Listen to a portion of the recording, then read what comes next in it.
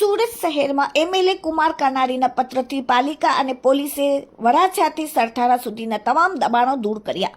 હવે ગરીબ લોકો ઉગ્ર રજૂઆત સાથે કાર્યાલય પહોંચતા એમએલએ કુમાર કાનારીએ ફરી એક પત્ર લખ્યો અને કહ્યું કે કોઈને અન્યાય ન થાય.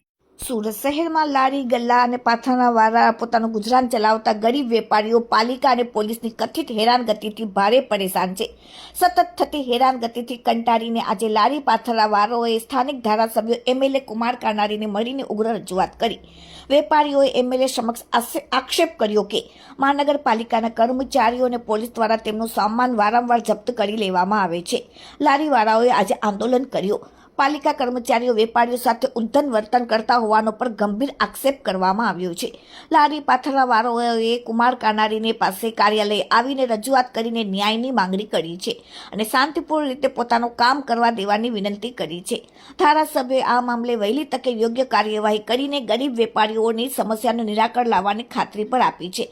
કાર્યાલય ખાતે મહિલાઓ અને પુરુષો આવી અને રડતા નજરે પડી. તો હવે એમએલએ કુમાર કાનારીએ વધુ એક પત્ર લખ્યો અને ટ્રાફિક સમસ્યા દૂર કરી વરાછાને રાહત આપવા બાબતે પાલિકા અને પોલીસની કામગીરીને વધાવી. પોલીસ અને પાલિકાની કામગીરી સમયે કેટલાક લોકો હેરાન પરેશાન પણ થાય છે.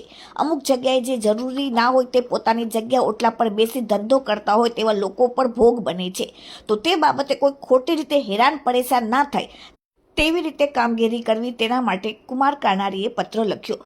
એક તરફ એમએલએના કહેવાથી દબાણો દૂર હટાડવામાં આવે છે અને પછી ન્યાયની માંગણી લારી ગાલ્લા પાથરવાળા આવીને કાર્યાલય કરે છે, ત્યારે હવે એમએલએ કહે છે કે કોઈને અન્યાય ન થાય તેનું ધ્યાન રાખવું.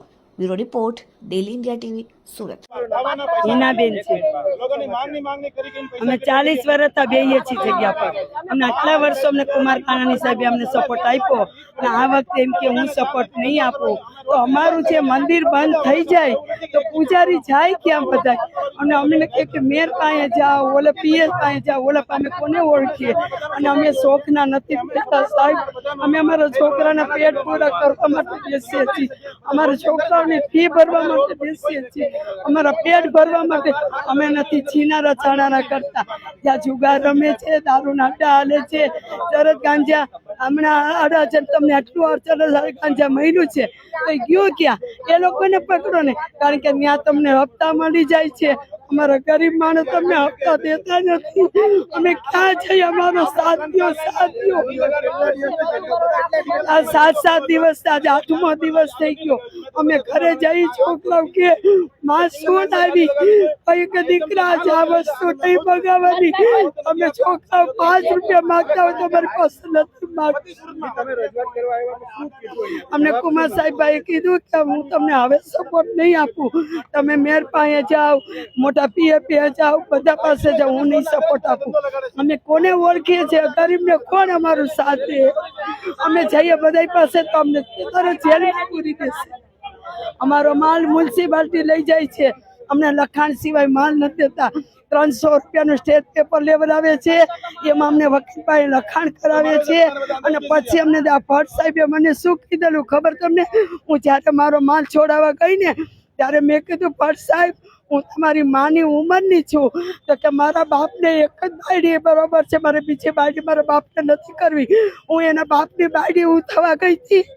હું અમે એવા ધંધા કર્યા હોત તો 40 વર્ષ અમે બરોડા નાખી ન બેસી શકત. આવા શબ્દ અમે સાંભળીએ છીએ બધાના, શું કામે અમારા છોકરાઓ ખાતા. મેં પત્ર એટલા માટે લખ્યો છે કે વરાછાનો જે સળગતો પ્રશ્ન હતો, જે ટ્રાફિકની સમસ્યા હતી, ખૂબ ત્રાસદાયક, લોકો ત્રાસી ગયા હતા. બેફામ દબાણો, બ્રિજ નીચે ગેરકાયદેસર લોકોનો વસવાટ, ગેરકાયદેસર પ્રવૃત્તિ, આ બાબતે લોકોમાંથી જે અવાજ ઉઠ્યો હતો, લોકોની જે રજૂઆતો હતી, એને ધ્યાનમાં રાખીને મેં પત્ર લીધો હતો.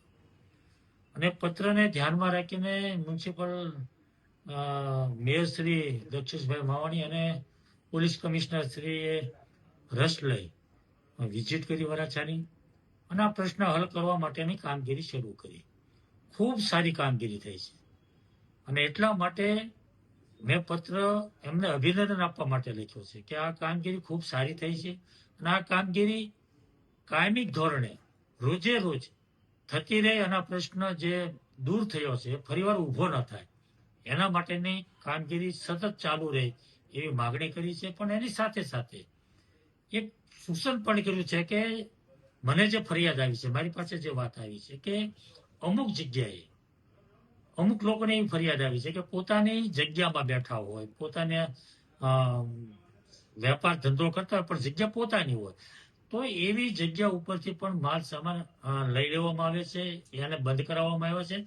તો વહીવટી તંત્રએ આમાં થોડો વિચાર કરી લેવો પડે, જોવું પડે કે એક પ્રશ્ન જે આપણે હલ થયો છે પણ એના કારણે બીજા પ્રશ્નો ઊભા ન થાય, કોઈને અન્યાય ન થાય, એ પણ આપણે જોવું પડે. એટલે એ વાત મેં ધ્યાન પર મૂકી છે વહીવટી તંત્રને કે ખૂબ કામગીરી સારી છે અને વહીવટી તંત્રને હું અભિનંદન આપું છું.